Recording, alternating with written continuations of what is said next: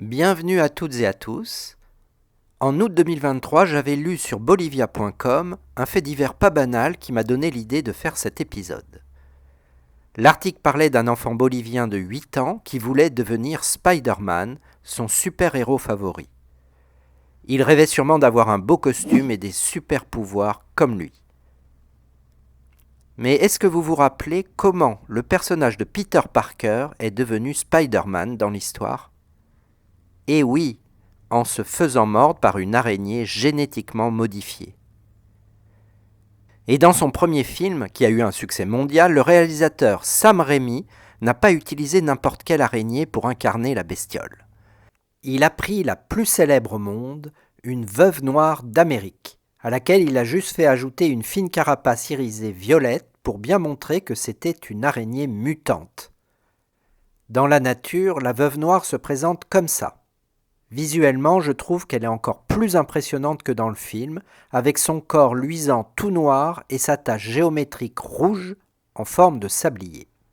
Alors quand l'enfant a rencontré cette araignée en vrai au creux d'un rocher, il s'est imaginé qu'il deviendrait Spider-Man en se faisant, eh bien oui, en se faisant mordre. Aïe aïe aïe, il venait d'avoir une très très mauvaise idée. Car dans la vraie vie, le venin de la jolie veuve noire d'Amérique est un poison redoutable pour l'homme, surtout celui de la femelle. C'est un neurotoxique hyper puissant et paralysant. Bon, dans le cas du petit garçon, tout s'est heureusement bien terminé car ses parents l'ont emmené rapidement dans un centre antipoison. L'antidote est bien connu et très efficace. Que peut-on dire d'autre sur notre super-héroïne ? On pourrait penser que la veuve noire est une grosse araignée. Pas du tout. Elle est même plutôt petite. Elle est carnivore et mange les insectes qui se prennent dans sa toile. Elle est aussi connue pour produire des fils de soie très légers et particulièrement résistants, à tel point que les chercheurs ont même copié leur structure pour concevoir des gilets pare-balles. En France, pas de veuve noire d'Amérique, bien sûr. Par contre, si vous allez en Corse ou même dans le sud, vous pourrez peut-être rencontrer la veuve noire d'Europe, qu'on appelle aussi la malmignate. Son corps a plus de taches que sa cousine américaine et son venin est moins puissant. Cela dit, le bon sens nous dit qu'il vaut mieux éviter d'être mordu.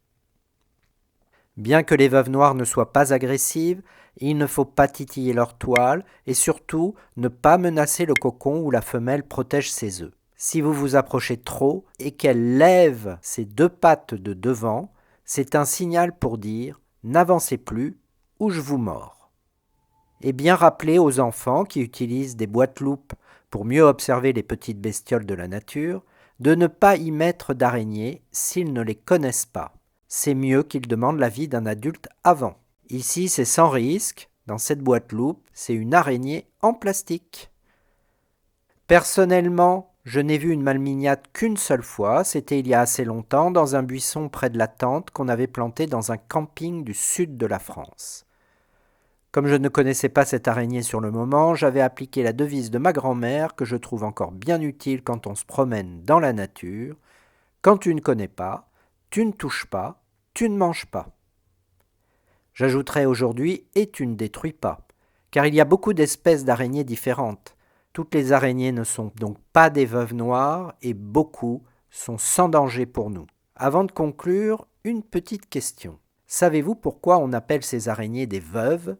Vous avez deviné ? C'est tout simplement parce que la femelle dévore parfois le mâle après avoir été fécondée. Voilà, c'était l'épisode Araignée Star. Merci de l'avoir regardé jusqu'au bout. Si vous avez apprécié, n'hésitez pas à m'encourager en vous abonnant à ma chaîne. Pour les commentaires, j'essaierai de répondre à tout le monde. À bientôt!